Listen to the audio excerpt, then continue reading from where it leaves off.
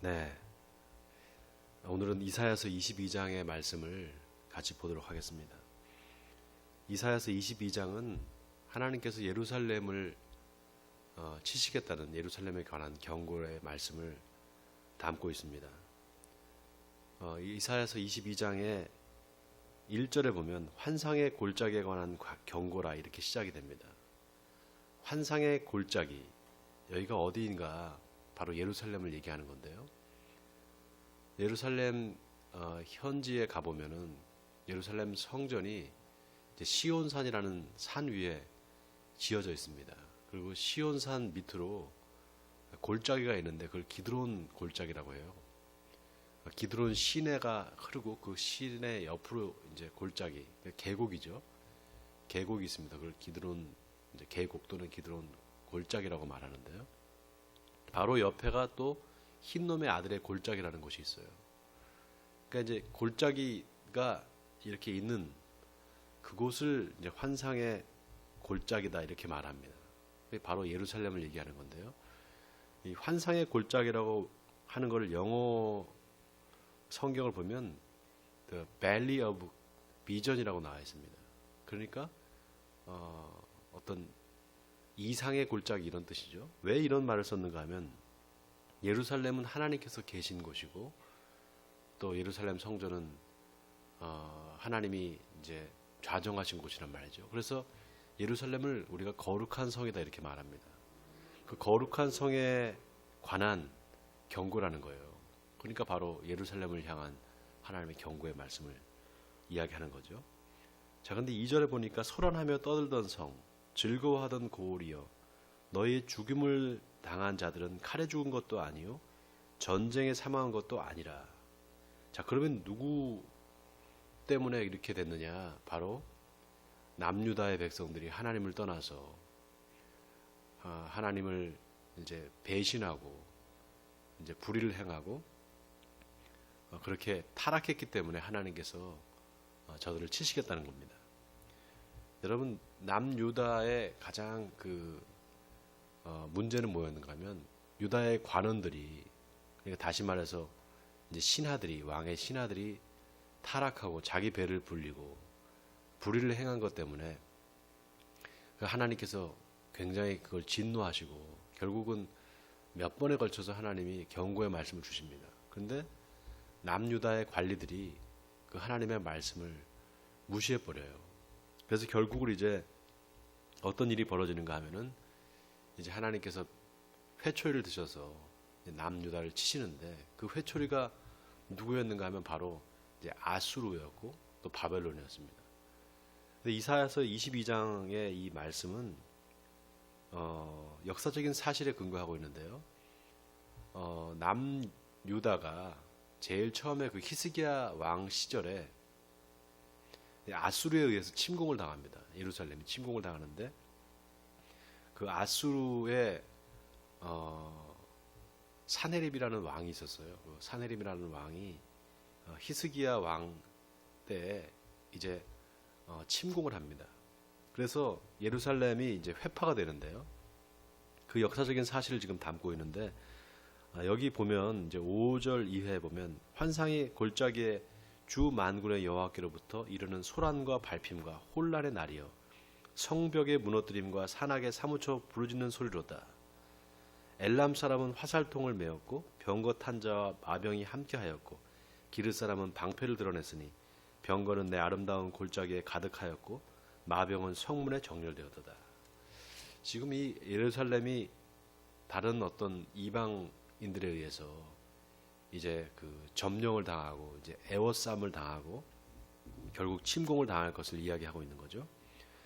자, 계속해서 다 읽을 수는 없고요. 내용이 이제 좀 길기 때문에 중간중간에 중요한 부분만 읽어서 제가 읽어 나가면서 이야기를 하겠습니다. 12절을 보세요. 12절을 보면 그날의 주 만군의 여호와께서 명령하사 통곡하며 애곡하며 머리털을 뜯으며 굵은 배를 따라 굵은 배를 띠라 하셨거늘 너희가 기뻐하며 즐거워하여 소를 죽이고 양을 잡아 고기를 먹고 포도주를 마시면서 내일 죽으리니 먹고 마시자 하는도다. 만군의 여호와께서 친히 내 귀에 들려 이르시되 진실로 이 죄악은 너희가 죽기까지 용서하지 못하리라 하셨느니라. 주 만군의 여호와의 말씀이니라. 네, 여러분 이 말씀을 한번 주목해 보시기 바랍니다. 12절에 하나님께서 이제 명령을 하시는 거예요. 너희는 빨리 통곡하라고. 그리고 굵은 배를 띄고 머리털을 뜯으라. 이거는 뭡니까? 회개하라는 거죠. 여러분 이스라엘 백성들은 이제 회개할 때 머리털을 밀고, 그렇죠? 머리털을 밀고 이제 굵은 배를 입고 베옷을 입고 이제 회개를 했습니다. 그러니까 회개하라는 지금 말씀이에요. 그런데 유다의 백성들이 뭐라고 말하는가 하면은 어차피 이제 죽을 텐데, 내일 죽을 텐데 오늘 실컷 먹고 마시자, 이렇게 말한다는 거예요. 그러니까 회개하지 않는다는 거죠. 그래서 하나님께서 뭐라고 말씀하시는가? 이 죄악은 죽기까지 용서하지 못하리라. 여러분 이 죄라는 게요, 두 가지로 나눌 수가 있습니다. 첫째는 부지 중에 지을 수 있는 죄가 있어요. 부지불식간에 이게 죄인 줄 모르고 짓는 죄가 있습니다. 그런데 내가 이게 죄라는 걸 알고선, 분명히 이게 죄인 걸 알면서 지는 그런 죄가 있어요. 그러니까 의도적으로 죄를 범하는 거가 있죠. 근데 여러분 성경에 보면 이 속죄제라는 제사가요, 속죄제라는 제사가 뭐 속건제도 마찬가지지만 주로 어떤 제사인가 하면은 부지 중에 죄를 지었을 때입니다. 근데 그거를 몰랐다가 나중에 이제 알게 되는 거예요. 이게 죄였구나라는 걸 알게 될 때, 그때 이제 제사를 드리는 거, 그게 바로 속죄제, 속건제거든요. 근데 여기는 이게 무슨 얘기냐 하면, 내가 의도적으로 이게 죄라는 걸 알고 짓는 죄는, 그거는 하나님께 속죄할 방법이 없다라는 거예요. 다시 말하면 내 의지를 가지고 내가 이게 죄라는 걸 분명히 알면서도 그걸 죄를 짓는 그런 사람한테는 하나님께서 그런 사람을 반드시 이제 징계하시고 그런 사람들한테 이제 벌을 내리신다는 겁니다. 이게 여러분 그 신약 시대에 와서 예수님께서 말씀하신 그 성령 회방죄와 맥락을 같이 합니다. 우리가 성령 회방죄라 그러면은 어떤 겁니까? 하나님께서 분명히 성령을 우리에게 주시고 그 성령을 통해서 이게 죄다 아니다라는 걸 알게 해주신단 말이죠. 그런데 하나님의 성령을 이제 무시해버리고 이제 죄를 짓는 경우, 그런 경우를 성령 회방죄라고 그러잖아요. 예를 들면은 분명히 하나님의 역사를 경험하고 성령의 역사라는 걸 알면서 그거를 아니라고 부인하는 것, 그런 게 바로 성령 회방죄 아니겠습니까? 그런 성령 회방죄를 짓는 사람들처럼 이제 이사야 선지자가 남유다의 백성들한테 너희가 하나님의 그 회개하라는 명령을 들으면서도 그것을 무시해버리고 의도적으로 죄를 짓는구나. 이제 너희한테는 용서가 하나님께서 용서해 주지 않을 거다. 이제 반드시 너희들을 멸망시킬 거다. 너에게 죄를 물으실 거다. 이 말을 지금 하고 있는 겁니다. 자, 15절을 보겠습니다. 만군의 여호와께서 이르시되 너는 가서 그 국고를 맡고 왕궁 맡은 자 셈나를 보고 이르기를 내가 여기와 무슨 관계가 있느냐, 여기에 누가 있기에 여기서 너를 위하여 묘시를 팠느냐, 높은 곳에 자기를 위하여 묘시를 팠고 반석에 자기를 위하여 처소를 쪼아내었도다. 자, 여기 셈나라는 사람이 나오는데요, 이 셈나는 누군가 하면은 히스기야 왕 시절에 있었던 그 관리였습니다. 근데 이 사람이 이름이 셈나라고 하는 거 보면 이 사람이 아마 유대인이 아니라 이방인이었을 거고 애굽 사람이었을 가능성이 많습니다. 그러니까 친애굽 정책을 그 히스기야 왕이 폈다 그랬잖아요. 그래서 아마 히스기야 왕이 이 셈나를 아마 자기 신하로 두고 통치를 했던 것 같아요. 근데 이 셈나가 자기 배를 불리고, 그러니까 자기 이익을 위해서 이제 그렇게 간신 역할을 했던 것 같아요. 그래서 하나님께서 그 셈나를 치시겠다는 경고를 지금 하고 계십니다. 여러분 이사야서에서 이제 놀라운 게 이 개인적인 어떤 한 사람을 이렇게 경고를 하시고 개인적인 어떤 저주 내지는 징계를 말씀하시는 부분은 바로 이 이사야서 22장밖에 없습니다. 여러분 한 그 공동체, 뭐 나라나 민족이나 또 어떤 공동체든 간에 어떤 한 사람의 잘못이 그 공동체 전체에 미치는 그런 것을 볼 수가 있습니다. 그래서 믿음 공동체나 신앙 공동체, 특히 이제 교회 같은 곳에서는 어떤 한 사람이 죄를 짓는 사람이 계속 있는데 그 사람이 죄를 회개하지 않고 계속해서 죄를 짓고 있는데 그것을 그 공동체가 용인해 주거나 그것을 그냥 받아들여 주는 그런 경우는 절대로 안 됩니다. 반드시 그 공동체 안에서 죄 지은 사람이 회개를 할 수 있도록 도와줘야 되고 그냥 방관해서는 안 되고요. 그런데도 회개할 기회를 주는데도 불구하고 계속해서 죄를 짓는다. 예를 들면 음행죄를 짓는다든가 그게 이제 교회 공동체에 어떤 영향을 미친다든가 그럴 경우에는 목회자가 그 사람을 이렇게 그만두게 하고 교회에서 추방할 수가 있습니다. 이제 카톨릭 같은 경우에는 그런 경우가 많이 있어요. 그런데 이 개신교는 그런 경우가 거의 없습니다.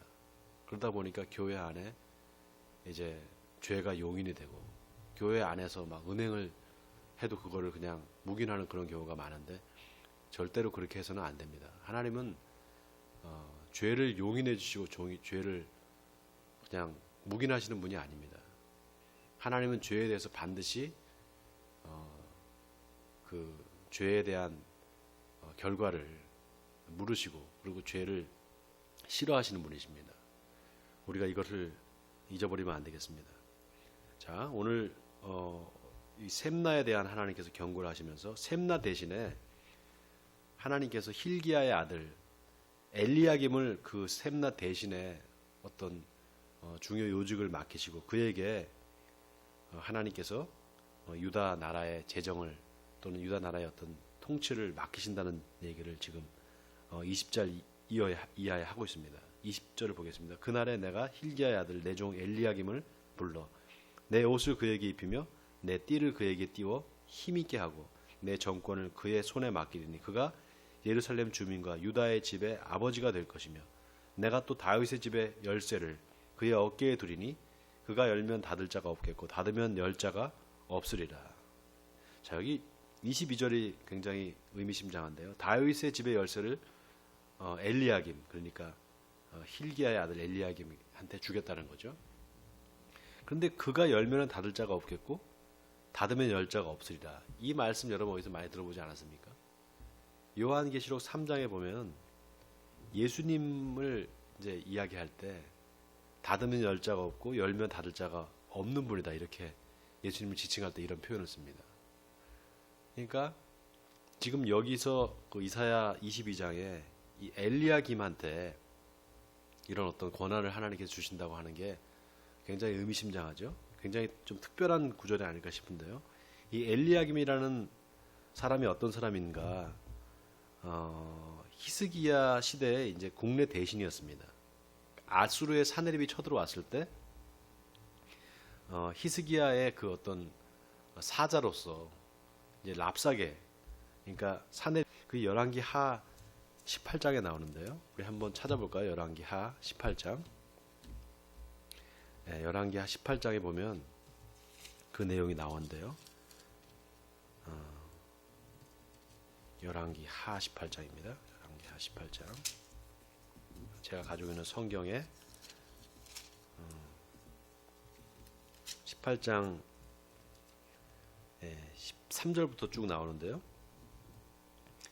히스기야 왕 제14년에 아수르의 왕 사네립이 올라와서 유다 모든 견고한 성읍들을 쳐서 점령하매 유다의 왕 히스기야가 라기스로 사람을 보내어 아수르 왕에게 이르되 내가 범죄하였나이다. 나를 떠나 돌아가소서. 왕이 내게 지우시는 것을 내가 당하리이다 하였더니 아수르 왕이 곧 은 300달란트와 금 30달란트를 정하여 유다 왕 히스기야에게 내게 한지라.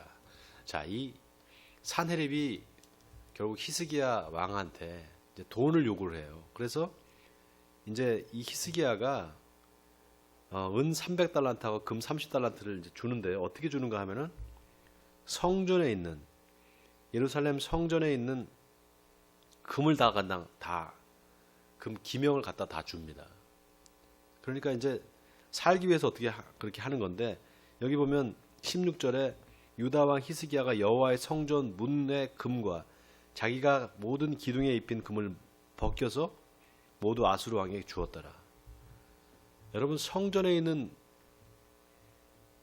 여호와의 성전과 왕궁 곳간에 있는 은을 다 갖다 주고 그 하나님의 성전에 있던 그 금을, 기둥에 있던 금을 다 벗겨서 이게 줬다니까 얼마나 이게 참 수치스러운 겁니까? 하나님의 어떻게 보면 선택받은 그 유다 나라가 완전히 이방인들한테 굴복을 당하는 거잖아요. 그런데 보세요. 여기 놀라운 게 힐기야의 아들 엘리야김과 이제 셈나라는 아까 그 하나님께서 저주하셨던 그 이집트인 셈나를 이제 보내서 이제 협상을 하게 하는데요. 근데 이 사네립의 그 장수였던 랍사게가 유다 사람들아 들으라 하면서 너희는 히스기야 왕의 말을 듣지 말아라. 다 거짓말이다. 이러면서 이제 빨리 항복하라 이런 얘기를 합니다. 자, 그러면서 이제 어떻게 되는가 하면은 여기 아수르가 이제 위협을 하는데요. 계속해서 위협을 하다가 나중에는 하나님께서 이 아수르를 이제 치셔요. 그래서 결국 이제 사네립도 죽게 되고, 그리고 이제 그 유다를 쳐들어왔던 그 사네립의 군대가 다 이제 그 다시 돌아가게 되는데요. 여기 어디 나오냐면 열왕기 하 19장 35절을 보시면 이 밤에 여호와의 사자가 나와서 아수르 진영에서 군사 18만 5천 명을 친지라. 아침에 일찍 일어나 보니 다 송장이 되었더라. 자, 여기 아수르 왕 사네립이 그래서 결국 돌아가서 니느웨에 이제 거주하다가 결국 니느웨에서 이제 죽게 됩니다. 그리고 이제 그 아수르의 새로운 왕, 그러니까 에살 하돈이 이제 왕이 되는 그런 역사가 이제 있는데요. 그 역사를 배경으로 이제 이 이사야서 22장이 쓰여져 있어요. 그러니까 여러분들이 조금 이제 공부를 하셔야 되지만 이 내용을 알 수가 있는데, 아무튼 오늘 새벽이니까 이걸 자세히 제가 설명할 수는 없고요. 아무튼 이사야서 22장에 그 하나님께서 이제 셈나에 대해서도 경고를 하시고, 그 다음에 엘리야김을 그렇게 세우시겠다라고 하는데, 놀라운 건 엘리야김이라는 이름 자체가 하나님이 세우신다 이런 뜻을 갖고 있습니다. 그러니까 여러분, 이게 어떤 의미를 갖고 있느냐? 하나님께서 유다 나라를 이제 어떻게 보면 경고를 주시고, 그 경고를 받아들이지 않는 유다가 결국은 이제 바벨론에 의해서 멸망당하잖아요. 그런데 하나님께서 그 멸망하시겠다고 하지만 하나님의 심판의 메시지에는 항상 뭐가 있다고 그랬습니까? 구원의 메시지도 같이 있다고 그랬잖아요. 하나님께서 심판하시겠다는 말 뒤에 구원의 메시지를 주시면서 뭐라고 말씀하시는가 하면 남은 자가 있을 것이다. 남은 자를 통해서 하나님께서 세우신다. 이렇게 항상 이사야서는 그렇게 마무리를 짓고 있습니다. 여러분, 남은 자, 하나님께서는 남은 자에게 관심이 많으세요. 다수보다 몇몇 안 되는 소수의 남은 자들, 바로 하나님의 말씀을 온전히 지키고 따르는 그 사람들을 하나님께서 세우시고 그들을 통해서 하나님의 역사를 이루어 가십니다. 자, 오늘 새벽에 이 여호와김을 엘리야김을 세우시겠다는 그 하나님의 계획을 우리가 이제 보면서 우리가 어떤 생각을 해야 되는가? 바로 우리가 하나님 남은 자가 되기를 바랍니다.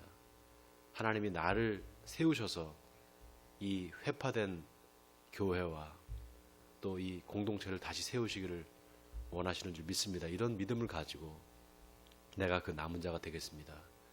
이렇게 하나님께 고백하시는 여러분 되시기를 바랍니다. 오늘 새벽에 하나님께서 여러분에게 주시는 이 메시지를 마음에 받으시고 내가 어떤 사람이 되어야 되겠는가. 지금 많은 사람들이 이 코로나로 인해서 위축돼서 또 이제 신앙을 잃어버리고 신앙을 떠나는 사람들이 얼마나 많은지 모릅니다. 하나님께서 이 시련을 통해서 저는 알곡과 가라지를 이제 나누신다고 생각이 듭니다. 결국 우리가 이 시련을 잘 이겨내고 남은 자가 되어서 하나님 앞에 바로 설 때, 그때 하나님께서 우리를 통해서 다시금 이 나라를 세우시고 하나님의 나라를 세우실 줄 믿습니다. 자, 오늘 여기까지 할 텐데요. 여러분, 오늘 하루도 이 말씀 안에서 승리하시는 여러분 되시기를 주님의 이름으로 축원드립니다. 우리 같이 이제 기도할 텐데요. 하나님, 제가 남은 자가 되기를 원합니다. 이사야 선지자를 통해서 하나님께 세우시겠다는 그 엘리야김, 하나님의 종 엘리야김처럼 우리가 바로 하나님 앞에 신실한 종이 되겠습니다. 이렇게 오늘 하나님 앞에 다짐하며 나가겠습니다. 기도하시겠습니다.